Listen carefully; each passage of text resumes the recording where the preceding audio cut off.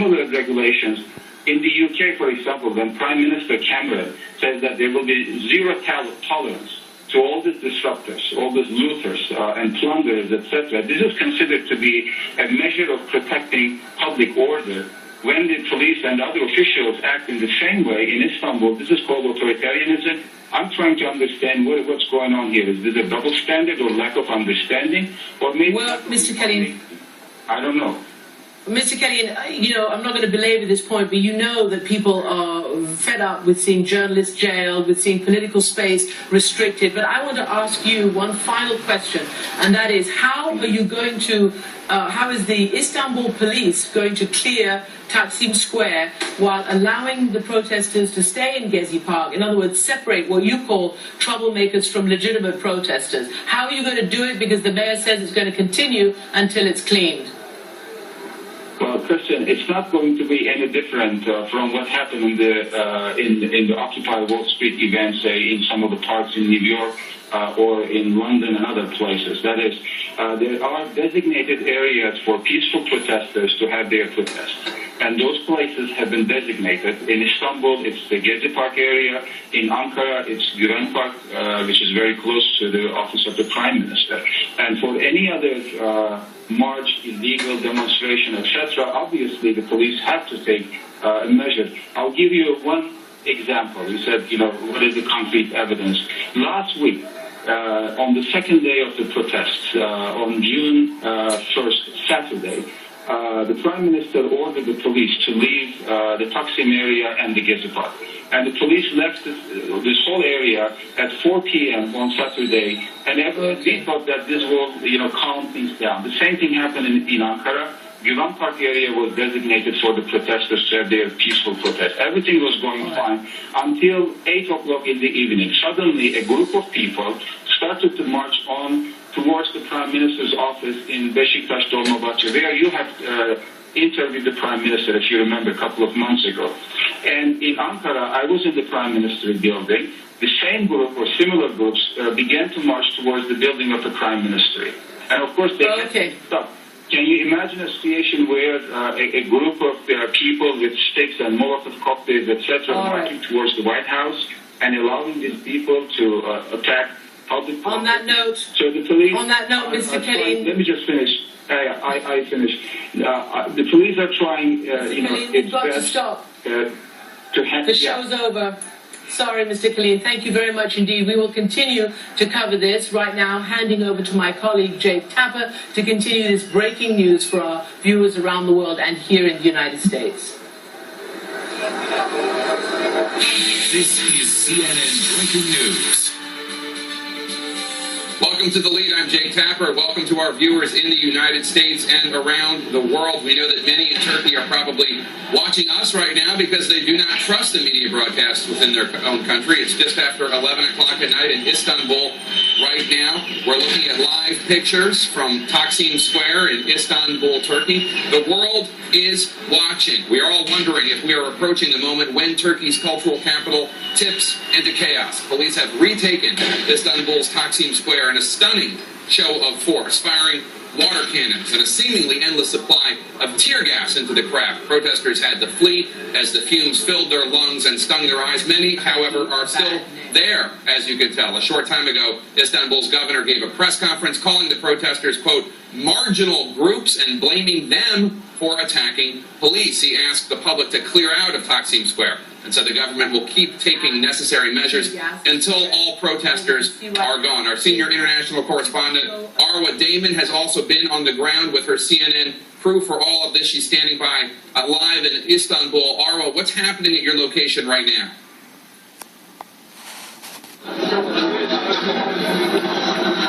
Actually, in Gezi Park itself, there are still masses of people here, although a lot of them forced to push back because of the volley of tear gas that came in, sustained over quite a period of time. And you would see people running around spraying this white liquid they have into each other's eyes. I'm not exactly sure what's in it, but it smells like peppermint, and it really helps that sting, that burn. And then right behind me, you're seeing how people here are beginning to organize themselves. They've actually roped off that area because in the back is one of these makeshift field clinics where they take some of those that are really suffering after the severe inhalation of tear gas. What was interesting is that earlier we went back there and we're trying to film, and the volunteers got pretty agitated, asking us to move away, not to film them, because they said that they were in fact concerned that the Turkish government might come after them if they knew their identities. And if you remember too,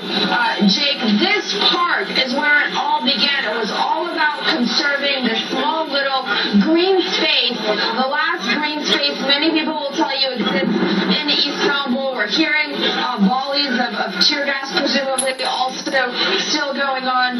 But it escalated from what it was here. It escalated into these widespread demonstrations against what those who oppose the government are saying is Prime Minister Recep Tayyip Erdogan's increasingly authoritarian rule. People demonstrating against the fact that they feel as if this conservative Islamist government is trying to impose its own morals on what up until now has been a secular society. Turkey, for decades, if not longer, has been priding itself on really separating politics and religion. People are dug in for the long haul. They've been chanting it's not going to end, but it's been a fairly intense night. We were actually down in the square during that mass demonstration when the violence there broke out and began, and what appeared to be an altercation between a small group of demonstrators and the riot police. And literally within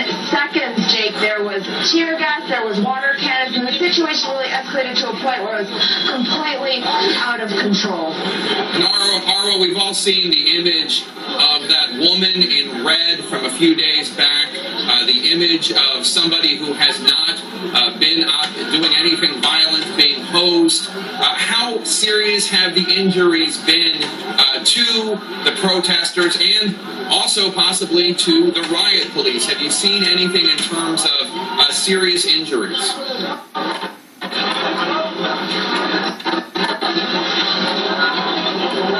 In terms of what we've actually seen, a lot of it has been due to severe inhalation of the tear gas, but we have been hearing about more serious later in the day. One of the demonstrators was telling us that they had several people seriously injured. It's also important, though, to differentiate between, the demonstrators that are here in Gezi Park that will tell you that they are completely peaceful, and those we see throwing the rocks, throwing the Molotov cocktails at the riot police themselves. What was interesting is that earlier in the day, we actually witnessed some of the Gezi Park demonstrators trying to calm down the situation, which is what they were calling the stone throwers and the riot police. They, too, do not want to see the situation get even more violent than it already is. But they will tell you that, of course, this has gone beyond being about the park itself. This is about now demands by those who did not vote for Prime Minister Erdogan, who do not support the way that he is choosing to govern this nation, them wanting to see the government begin to reform itself, step back from some of these measures that it has put into place, but everyone incredibly infuriated as to the decision that the government seems to have clearly made about how it is going to handle these demonstrations. Remember, the Prime Minister said that these were terrorists, these were extremists that were doing this, and if we look around right now, these are ordinary people, these are middle-class Turks from all walks of life who are telling you that they just want their voices to be heard. They say that they're peaceful. What's going to make this incredibly difficult is that because it has escalated to such a point, how then does it come to an end? We were hearing that there were supposed to be negotiations that were going to be taking place tomorrow. We spoke to some of those individuals who are involved in the negotiations. They said that they'd received no official invitation just yet, and that given the circumstances that took place today, well, any sort of negotiation at this stage would really just be a farce. So it's very difficult to see how Turkey is going to extract itself from this ongoing crisis, Jake. All right, Arwa Damon, we'll come back to you later in the show. Our Nick Payton Walsh has also been on the ground. He's been reporting through a gas mask attacks to bring us the latest in this very volatile situation in the heart of Istanbul, Taksim Square. You're looking at live pictures on the right of your screen. Nick, what are you seeing from your vantage point right now? Well, Joe, just to explain, I've got a gas mask in my hand. Gas has occasionally wafted in from the square where there's been substantial clouds for the last few hours, and we're using different kind of lighting because of concerns about too much attention being drawn to our live position here. But as I was talking, another volley of tear gas being launched, potentially also some of the stun grenades the police have been using. The scene below me is deserted in many ways for the first time. There was a few hours when the police would fire tear gas, pushing protesters back, and then the protesters would surge back in towards the centre of the square. As it stands now, that volley you heard is from one group of riot police that are pushing their way down the left-hand side of Gezi Park, where you just spoke to my colleague Arwood Damon. There are protesters on there, there are barricades that have been set fire to. I have just, I think, seen an excavator, part of the construction equipment in this particular area, that's on fire as well. The police now retreating to that main monument, and you do have to ask yourself, Jake, I mean, the key thing, the mayor of Istanbul saying to Reuters that this would continue until they regain control. Well, at this point, they seem to be heading towards protesters, firing tear gas at them, and perhaps the hope is to wear them down, eventually they'll go home. But you've seen no real sign of that being imminent. And in previous police operations, I'm sure you've witnessed in other capitals too, when they try and move crowds away, they have normally a professionally organised plan, takes out troublemakers, and then slowly, large explosion there, a stun grenade, and then encourages those peaceful protesters to simply go home. Well, this is just now, I've been watching 15 hours more or less of standoff, briefly punctuated by a peaceful protest. That was then sent scattering by a massive volley of tear gas about 3 hours ago. So really you've got to ask yourself the question here, Joe, how does this end? Where is the Erdogan administration's plan to restore calm to Istanbul? And do they really want pictures like this in a tourist mecca for many parts of the world? They want pictures like this playing out for another 15 hours. Jay? If you're just tuning in, you're watching live pictures from Taksim Square in downtown Istanbul in Turkey, where protesters and police have been clashing for hours. Our own Nick Payton-Walsh is in Taksim Square, as is Arwa Damon in a different part. Coming up, we're going to continue to cover this. Tear gas, water cannons. Why are police taking action now? We will go back live to Istanbul for the latest.